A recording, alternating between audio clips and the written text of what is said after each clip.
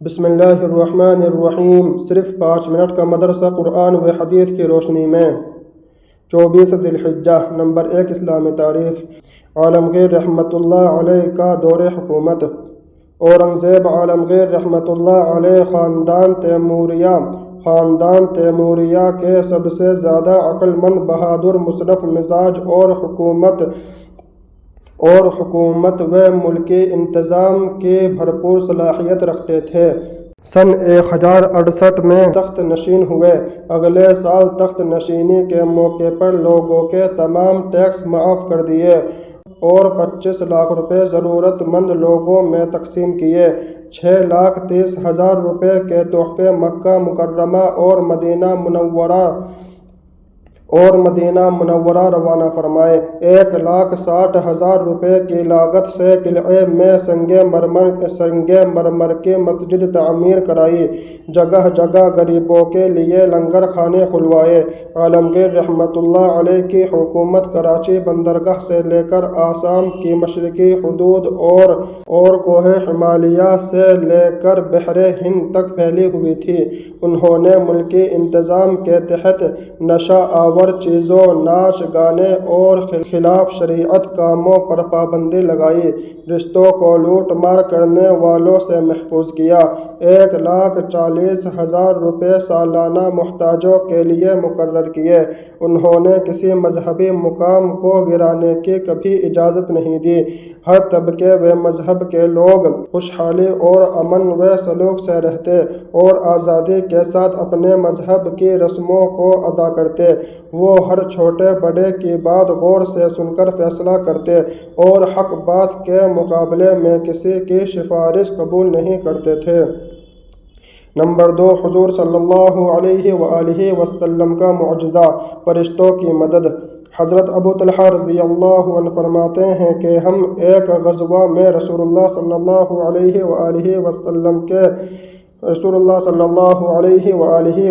کے ساتھ تھے۔ جب کفار سے مڑ بھیڑ ہوئی تو میں نے رسول اللہ صلی اللہ علیہ وسلم کو یہ دعا کرتے ہوئے سنا: یا مالک یوم الدین ایاک نعبد و ایاک نستعین۔ اس کے بعد دیکھا کہ فرشتوں نے کفار کو آگے پیچھے سے مارنا شروع کیا اور ایک ایک کر کے بہت سے کفار زمین پر گر پڑے۔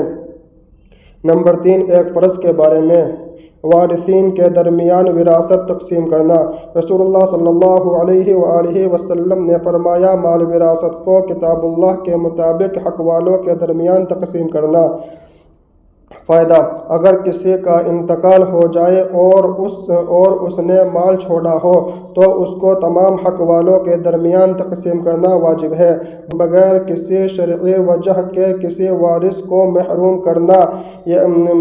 کرنا یا اللہ تعالیٰ کے بنائے ہوئے حصے سے کم دینا جائز نہیں ہے۔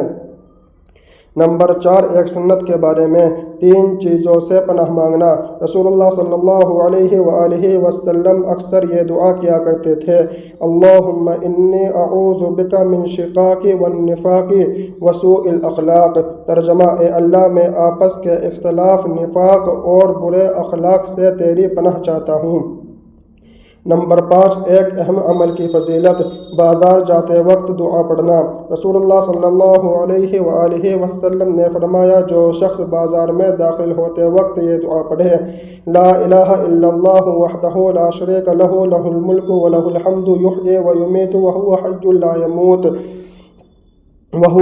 لا یموت بیدہ الخیر وہو علی کل شیء قدیر، تو اللہ تعالیٰ اس کے لیے 1,00,000 نیکیاں لکھ دیتے ہیں اور 1,00,000 گناہ ختم کر دیتے ہیں اور 1,00,000 درجات بلند فرماتے ہیں۔ نمبر 6 ایک گناہ کے بارے میں، کسی پر تہمت لگانا گناہ عظیم ہے۔ قرآن میں اللہ تعالیٰ فرماتا ہے: جو شخص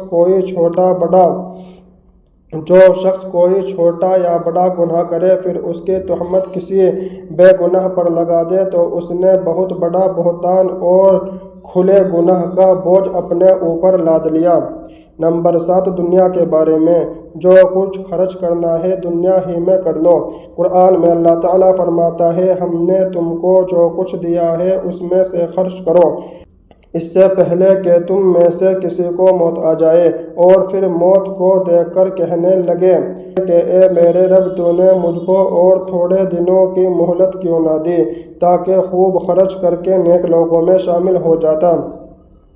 نمبر 8 آخرت کے بارے میں حضرت میکائیل علیہ السلام۔ آپ صلی اللہ علیہ وآلہ وسلم نے حضرت جبرائیل علیہ السلام سے دریافت فرمایا، کیا بات ہے میں نے میکائیل کو ہنستے ہوئے نہیں دیکھا؟ عرض کیا، جب سے دوزخ کی پیدائش ہوئی ہے میکائیل نہیں ہنسے۔ نمبر 9 قرآن سے علاج، موسمی پھلوں کے فوائد۔ قرآن میں اللہ تعالیٰ فرماتا ہے کُلُوا مِن ثَمَرِهِ اِذَا أَثْمَرَ، ترجمہ، جب وہ درخت پھل لے آئے تو انہیں کھاؤ۔ فائدہ، موسمی پھلوں کا استعمال صحت کے لیے بے حد مفید ہے اور بہت سی بیماریوں سے حفاظت کا ذریعہ ہے، لہٰذا اگر گنجائش ہو تو ضرور استعمال کرنا چاہیے۔ نمبر 10 نبی صلی اللہ علیہ وآلہ وسلم کی نصیحت۔ حضرت ابو ذر رضی اللہ عنہ بیان کرتے ہیں کہ مجھے رسول اللہ صلی اللہ علیہ وآلہ وسلم نے 7 چیزوں کی نصیحت فرمائی۔ نمبر 1 غریب اور مسکین کے قریب رہنا اور ان سے محبت کرنا۔ نمبر 2 مال و دولت میں اپنے سے کمتر کی طرف دیکھنا، نہ کہ اپنے سے زیادہ مالدار کی طرف۔ نمبر 3 صلح رحمی کرنا اگرچہ وہ منہ موڑے۔ نمبر 4 کسی سے کسی چیز کا سوال نہ کرنا۔ نمبر 5 حق بات کہنا اگرچہ سامنے والے کو کڑوی معلوم ہو۔ نمبر 6 اللہ تعالیٰ کے معاملے میں کسی کی پرواہ نہ کرنا۔ نمبر 7 لا حول ولا قوت الا باللہ پڑھتے رہنا۔